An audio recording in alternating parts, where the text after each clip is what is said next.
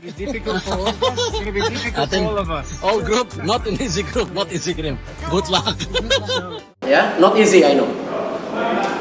But come on.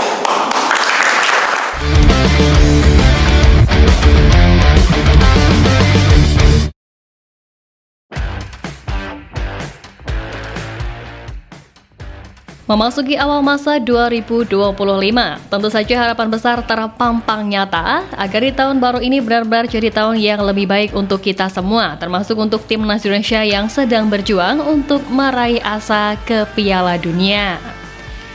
Ya, tak berlebihan rasanya kalau kita dengan bangga bilang Indonesia adalah negara yang cinta banget sama yang namanya sepak bola.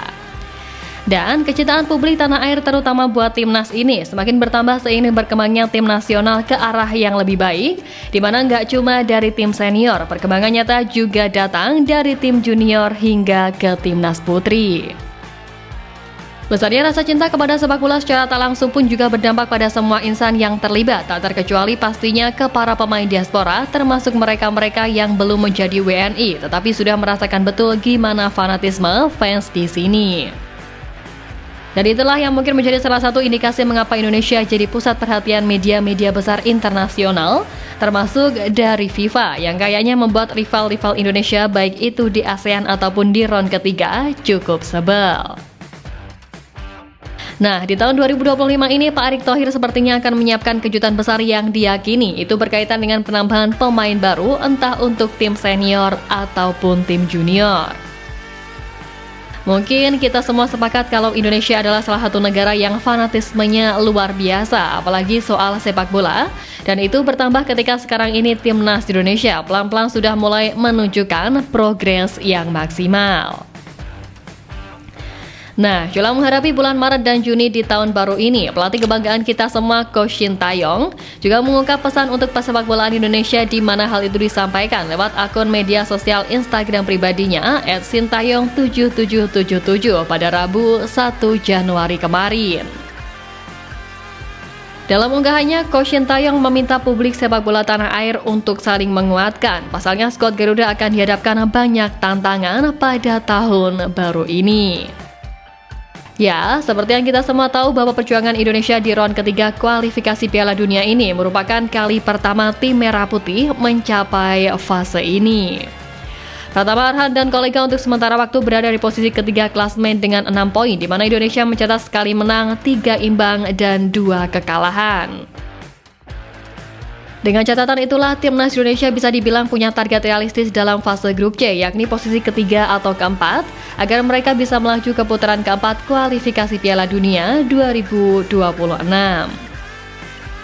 Lebih dari itu juga, dengan situasi saat ini pun, peluang Indonesia untuk lolos lebih cepat dengan menghuni posisi pertama dan kedua juga masih sangat terbuka. Selain mendoakan Indonesia untuk lolos ke Piala Dunia 2026, pelatih 54 tahun itu juga mendoakan hal-hal baik lainnya untuk Indonesia.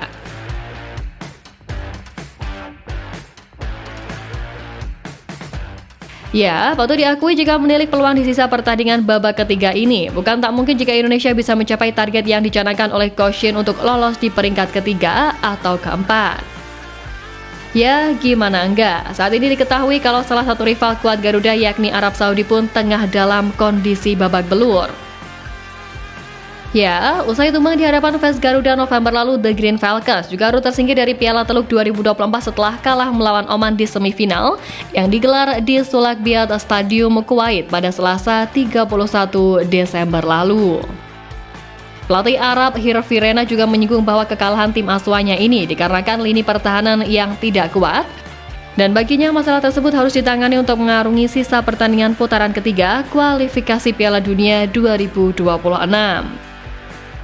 Apalagi jika menilik seluruh tim yang ada di grup C, semua sama-sama memiliki ambisi yang besar dan kekuatannya pun tak bisa diprediksi setiap laganya. Nah, menurut statistik diketahui bahwa Arab Saudi memang tampil tak begitu apik di Piala Teluk, di mana di babak penyisihan mereka harus menang 2 kali dan kalah sekali. Dan tak hanya itu, Arab Saudi juga harus kebobolan sebanyak 6 gol di babak penyisihan, yang secara total Arab Saudi kebobolan sebanyak 8 gol sepanjang turnamen. Melihat statistik ini, tentu skuad Garuda bisa memanfaatkan peluang untuk menyabet tempat ketiga atau keempat, menggeser tim yang notabene langganan Piala Dunia tersebut. Apalagi menariknya dalam laporan media Cina, Arab Saudi dan Australia yang padahal merupakan tim unggulan justru diabaikan dan lebih menyoroti timnas Indonesia yang merupakan tim underdog.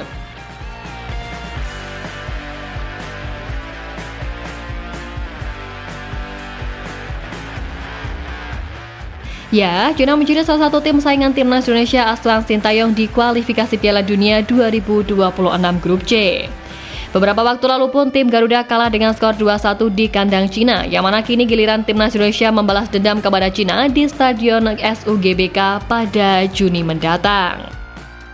Adanya persaingan sengit antara timnas Indonesia, Arab Saudi, Bahrain, dan Cina untuk memperebutkan tiket menuju Piala Dunia 2026. Uniknya media Cina tak mempedulikan kehadiran Arab Saudi dan Australia sebagai pesaing kuat.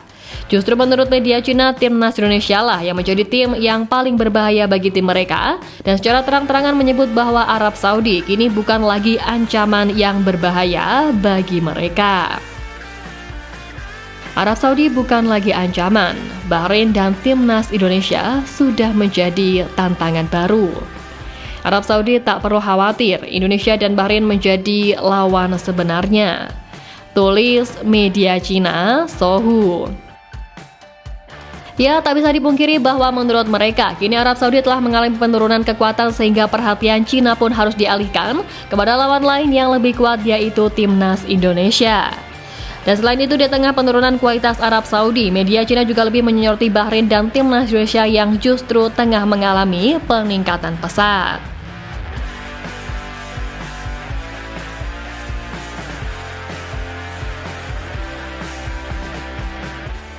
Nah, selain media Cina, Malaysia yang sebelumnya sombong bukan main meski sama-sama tersingkir di Piala AFF beberapa waktu lalu, kini juga mengakui bahwa timnas Indonesia menjadi tim yang paling menonjol di Asia Tenggara dengan sederet prestasi yang ditorehkan.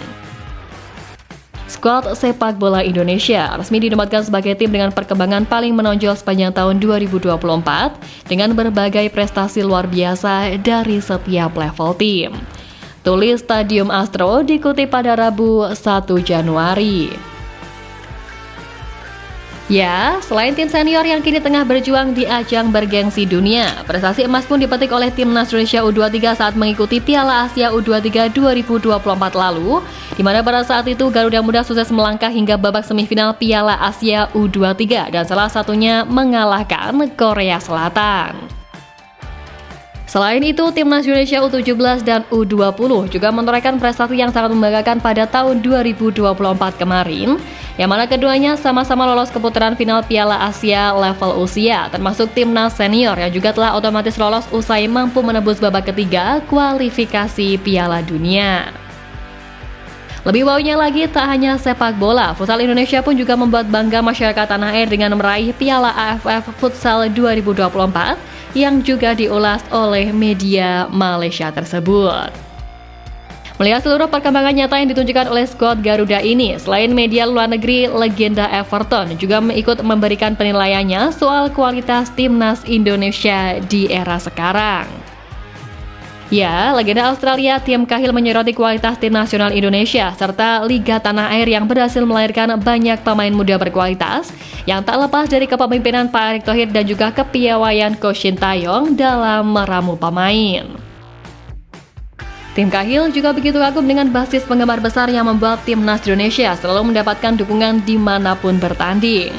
Mantan pemain Everton ini juga melihat semakin banyak pemain muda Indonesia yang berkarir di luar negeri yang dinilainya mampu meningkatkan level dari tim nasional Indonesia sendiri.